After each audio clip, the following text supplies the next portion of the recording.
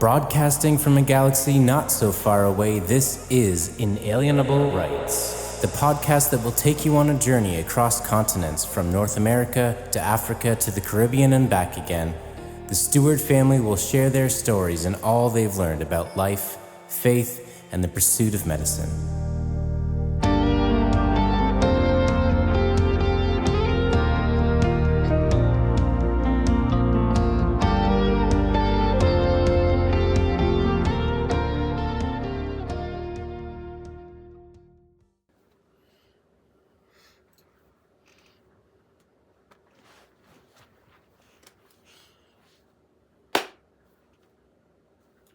Hello, our fellow aliens. Welcome back to another great episode of the Inalienable Rights podcast.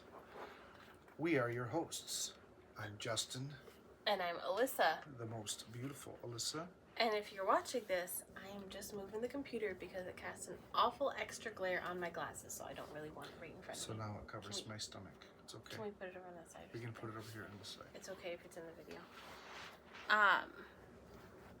There's already enough glares with lights and stuff. These glasses are like awful. But anyways, okay. So, we have an exciting episode today. Well, I mean, we'll let them decide if they're excited about it. Sorry, I'm trying to get back to my position. Okay, so the big news. I passed step one. Super exciting. Moving on to the next step. The most exciting part of him passing step one for me was the ice cream sundae we went out for celebration this afternoon. Okay, listen, this is like kind of a side note, obviously, but there's a place called Big Tree ice cream here it's in Lakewood. So it's about a 15-20 minute drive, and we love it. It's so delicious. We actually used to live right down the street from it, which was dangerous. We used to be able to walk. But anyways, so now we have to drive. But they have what's called a triple peanut butter sundae, and it's white soft serve ice cream or vanilla soft serve ice cream with peanut butter sauce, Reese's Pieces, peanut butter cups. That's three. That's three. And then of course your whipped cream and cherry, and it's just so good. But we should give some context because we've been trying to lose weight and eating on a kind of a strictish kind of a diet that does not generally include ice cream and stuff like that. Yeah, especially so midweek. It's like, for me, treat. It's been warm the last day or two, and it's like I'm just craving it. Yeah, especially today. It got up to 83, and it was like sugar addiction is getting the best of me. But yeah, so we celebrated. We did with peanut butter ice cream sundae. It was amazing. It was okay, great. So the end of that side note, but super exciting. Step one, big milestone, because now we're going to move on to the next step, which we've talked to you guys about lots of times before, but we don't know where we're going yet, but we'll fill you in. Maybe by the time we post, we will know. But other things that happened, we've been doing some traveling. We already mentioned, I think the last episode we posted, we said that we were going on our cross-country road trip. Cross-country road trip. We got the car. We got back from that trip. It was a good trip. I won't go into too much detail, but if you want to hear about it, send us a DM. Yeah, it was fun. But then we went to Canada this past weekend also to visit my family. And so really we kind of split up a little bit, okay? So we took our dog with us, and our plan was to go to this church service on Sunday morning where Justin was preaching. Ended up being that I remembered on Saturday night that I had the dog, so I couldn't just make the dog sit in the car for hours because the service was an hour away from my mom's house. So I didn't end up being able to go. Justin and the kids went, and my dad. I stayed back with my mom, and so I just listened online. So anyways, do you want to fill us in on Yeah, it was a really cool thing. So I think we've talked before about just how, God has led us and guided us along our journey, and so really cool connection happened. So our landlord in Barbados, he and her, they live 6 months out of the year in Canada and 6 months out of the year in Barbados. So we met them in Barbados at the church that we were going to in Barbados, and they had heard me speak, and we just had a real connection with them. We liked them. They love us. We rented their house with a pool, and I think we told that story maybe before, but I don't know, but you can shorten the story. But anyway, so they went back to Canada about the same time that we came back to the U.S. And I was like they had invited me a couple months ago. They were going to have this conference at their church. I didn't know you were telling the full story. Well, I thought you were telling us what happened at the service. Oh, no, I'm telling. Oh, you're talking the process. Yeah, this is. I think it's a cool little like God moment. It's going to take a pull it's show if you take I'm the going to long. make a If short you tell story. the long version. So the short story is, I was planning to go to this conference, but at the last, maybe a week before, they canceled that conference. And I was wondering if I should still go or not. But I just really felt like the Lord put in my heart that I was going to be asked to preach. And I just thought that was really weird because I never didn't know anybody at the church besides our landlord. And anyway, the short version is they did ask me to preach. And it was a really cool, powerful service. And, God was just moving. And if you're interested in checking it out, I can send you a link. But so it was really cool. Just a God thing. He put it all together. And I'm really excited to see how that's all going to shake up in the future and see how, what future connections will be made with that church. But it was really good. The kids loved it too, and so did my dad. And the kids loved it, and father-in-law loved it, and it was really cool. So maybe a couple we'll be back. people said they got healed. God was just speaking and moving. It was really, really cool. So it's awesome. But another thing we were interested in talking about. Well, we wanted to touch on, so our last episode, we did touch a little bit on, money. This part's going to be the main part of our money episode in medicine. Yeah, we talked a little bit about money on the last episode, we talked a little bit about the financial barriers with, people who come from, lower income homes or whatever. So we kind of briefly touched on that, and we just thought we wanted to get more in depth because of our experience coming from that lower income bracket and coming with a family and going to Caribbean school and how that all do you pay for this well, stuff? and because I was part of the Ross Spouses organization, and I mentioned to Justin, we had people all the time asking us, well, how does this work? Can my spouse work in Barbados? All these kinds of questions of families that wanted to come but also trying to figure out how to make it work. So this, I think what we're going to share can be applied pretty broadly. You could probably, take some information and it could apply to your situation if you're just a single student or if you're a family or whatever. And we just wanted to kind of touch on that because it is a little bit different. And we didn't have a lot of people to ask about it. And so our first semester, we missed out on some access to funds that we didn't know could be available to us. And we were really worried about how is this going to work. And so the bottom line is, and we are pretty much an open book. So I don't mind telling you, we had no savings. I think we actually mentioned that. Yeah, we sold our house, so we had a little bit. We had a little bit come at the end of our first semester, that enabled us to purchase a vehicle. Yes. But we really didn't have anything else. And so, what are we looking at? What are we talking about?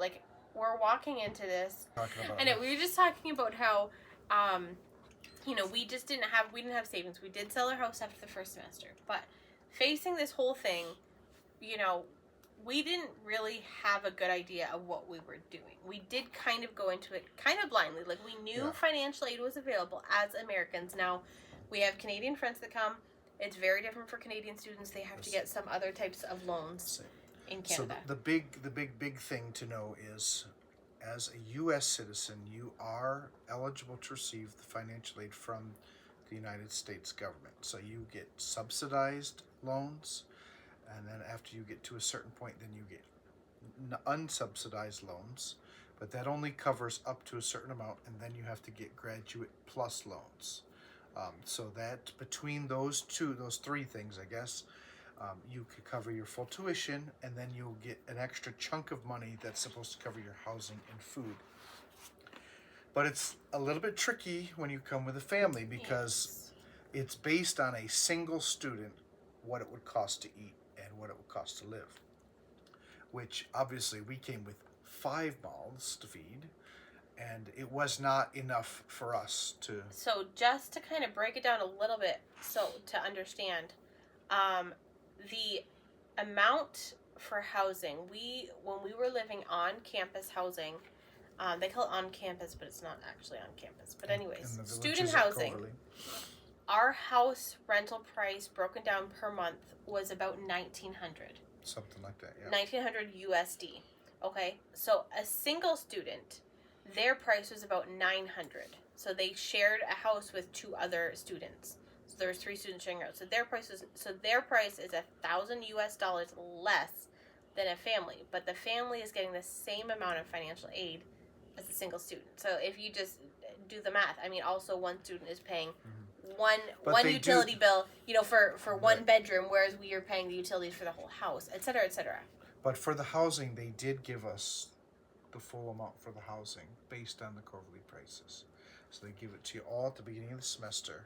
Okay, so it was just like but the it extra. Goes directly to the housing, so you don't actually see electrical and all that. Yes, the extra was for electrical and food and all that. And all that. So what we did discover, though. But I guess my point was just the difference. No, you're fine. But I was just saying the difference kind of between single, like, as a single student coming in, you'd probably be fine. I mean, the single students we knew did fine with. Yeah, they even had extra money. Like, after they took out the housing stuff, you basically had $6,000 extra to live off of for the next 4 months. So that's for your food, for your electric, for whatever else that you need. But what we learned while we were there is at the end of the semester, but before 2 weeks at the 2 weeks before the end of the semester. 2 weeks before the end of the semester, you can actually put an addendum to pay for like all of your electricity for the whole semester. If you choose to do that, you can actually get extra funding for that. But we didn't know that at first. So this was one of those like learning situations. Like we didn't know. After the first semester, we somehow found out. So we were able to, starting the second semester, we collected grocery receipts. We were able to submit those and get some back. Yes, groceries Same with electric. and electric you can do right near the end of the semester, and they'll reimburse you basically for everything, and then the electric, it'll pay for the electric. Another thing that you can do that we discovered is you can get childcare money if you come with a family. So right at the beginning of the semester, they give you a disbursement of funds that covers your housing, and then this basically $6,000-ish for your living expenses for the rest. But you can immediately, at the beginning of the semester, you can put in an addendum to your financial aid and actually ask for money for childcare. Or schooling or whatever. Or schooling, like a private school. If I had known that from day one, I probably would not have homeschooled. That's the truth. If I knew that, and that they would loan us the extra for the private school, I probably would have sent the kids to the private school because they seemed to want to do that. I probably would have done that. But I didn't know that until, actually, we didn't even know that. The childcare part was third semester was when we learned that. So we didn't know that the whole first school year.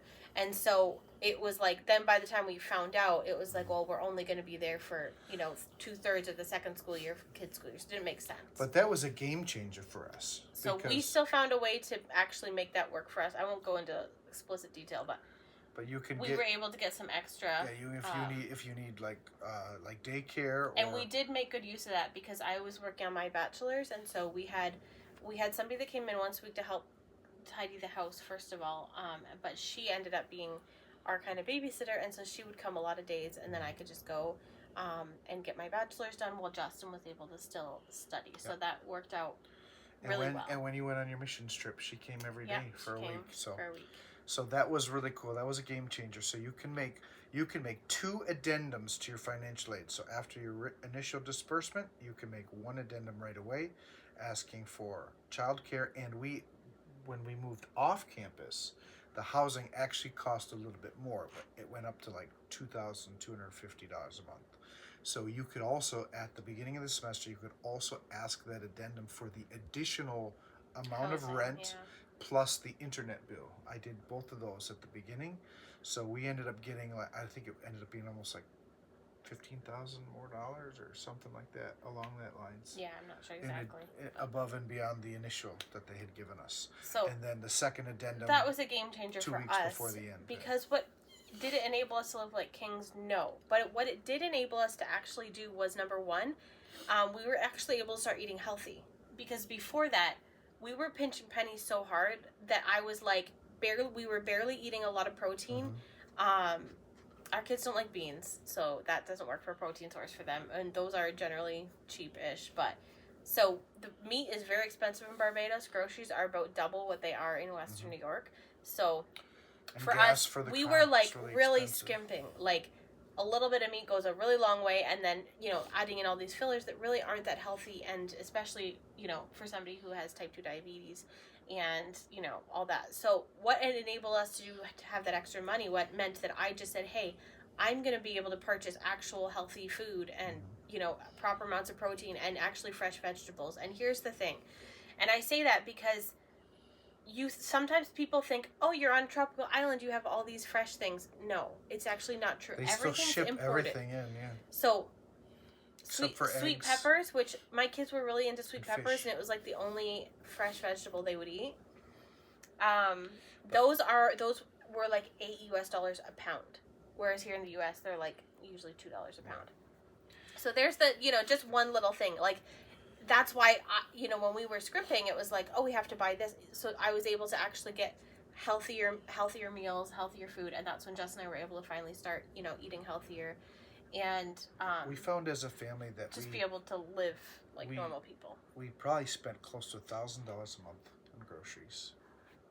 Way more than that. At least that. That's when we were scrimping. When we were spending $1,000. That's crazy, right? Because that's when we were buying all the cheap stuff. We were spending about $1,000. And the electric bill was almost $750 a month, and that's only running air conditioners. So that's just a picture, and this is kind of more normal for these Caribbean islands. The prices are more because everything's imported.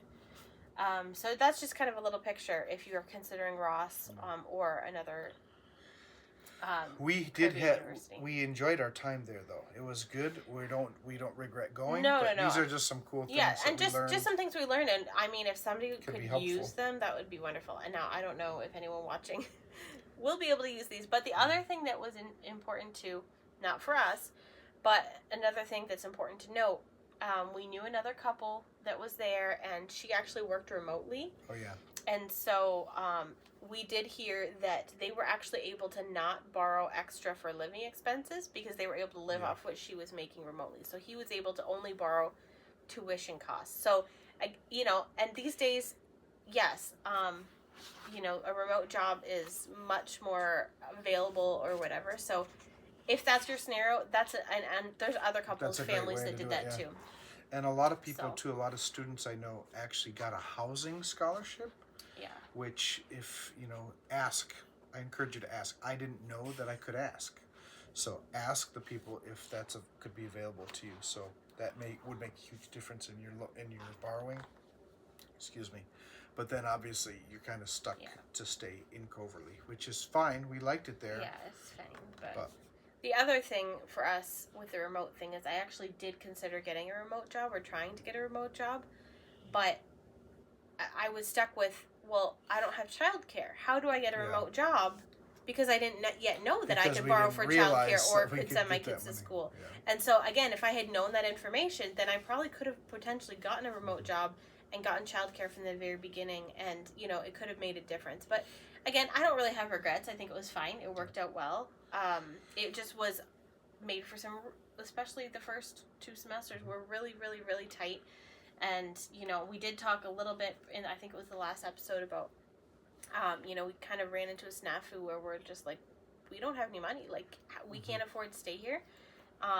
We actually the kids and I flew home. And we prayed about it for weeks, prayed about it for 5 weeks. And we finally just said, we got to go home. So we did. We went home, and literally the very next day, like within 24 hours of us going home, somebody came forward and said, hey, we want to gift you this money to bring your family back and for you guys to be able to stay together. God and it provided was a significant amount of money. Significant. And so, yeah, God totally provided, like, abundantly above what we could have imagined, in a way we could not have imagined. Yeah, it was really cool. So, you know, we were able to stay home last summer here for about 6 weeks, and then, you know, kids could have some summertime with cousins and all that, and then head back. So I do feel like maybe that was a little bit scattered, but I just kind of wanted to give an overview of some of the kind of nitty-gritty financial aid things that we kind of learned and somewhat the hard way. And so, you know, to have that knowledge from the beginning probably would have been really helpful. But overall, in case anybody is, not sure. It can be done. It can be done. And we know other families who are there and have been there who are also making this work somehow. Yeah. So we're not the only ones. And some people come into it, they've got big savings and they don't have the problems that we had, and that's totally fine. Or some people come in and it's like just a couple, or maybe they have one kid and their costs are not quite what ours were, and they might be fine too. So there's just so many different scenarios, and there's not a one size fits all. So, just I guess hoping this can be helpful information for somebody at some point in the future. Yeah. But overall, doctors should expect to borrow like $500,000. Basically. Yeah, I mean, even in the U.S., if it's less than that, you're doing the prices fine. I've heard have gone up. So they used to say it would cost at least $250,000, but now people are saying closer to $350,000. But in the Caribbean school, you're looking schools are a little more expensive. At least $400,000+ you're going to be paying to do this if you don't have some kind of financial. And we talk a lot about borrowing. We talk a lot about how much this costs, and I think we've mentioned on here, just to kind of add this in, we didn't choose it because it's so expensive. We chose it because it's so hard to get it in the States, and it seemed like God was directing us this way because Justin didn't get accepted in the States, and so being this was the option that was presented to us, it was well, we're not going to let an increased cost be the main factor that keeps it. And I mean, obviously, the prevailing advice, if you can get in the U.S., especially in one of your state schools, it'll be significantly cheaper. Yeah. But so we didn't have that presented to us. We did not. And so this is our situation. But we just want, I guess the big overall thing is to say that, you don't have to come for money to go to medical school. I think the things that are most important are a support system, having a good support system. I think, I mean, I don't want to build myself up, but I feel like if you were alone, you might not have chosen to go. You're smiling, you don't think that's true. I just haven't thought this through yet. Oh. I just think, I was very grateful that I had my wife and my children with me. Well, and I don't even necessarily mean with you, but just encouraging you to pursue, to go it and pursue and pursue the Mediterranean. I think it probably would have been scarier to go had I not had that encouragement, for sure. Yeah. But, anyways, so I think the support system is super important, and just, I don't know. Thank you for coming and checking us out, and watching this show, listening to our podcast. I feel like you always end it so funny and so straight. You're like, okay. Well, I just don't know what else to say now, Anyways. There's a whole nother thing that we could get into, but I think we're going to save that. Because all of that whole financial stuff could change with this potential new bill that's being looked at and passed. And that's something significant to consider if you're planning on coming or going to medical school at all. But that could be a whole episode by itself, because that's really important stuff. So anyways, if you want more specific details or more whatever, I don't know if I can feel free to reach out to us. But feel free to send us a message. A private message, we're totally share more details. I'd say we're pretty open books. We love to help people that are kind of thinking I'll along show you the same my lines. loan statements. We're just happy to help anyone in any way, because we just didn't necessarily know all the things to ask before. And if you'd like to make a one-time donation of anywhere between $100,000 and $400,000, we are always willing. No, just kidding. But thank you guys so much for listening, and we will be here again next week. Next time. Thank you for listening to the Inalienable Rights podcast. You can find Justin and Alyssa on Instagram at Inalienable Rights Podcast, and email them at inalienablerightspodcast@gmail.com with any questions or topics you want them to discuss in the future. See you on the other side of the wormhole.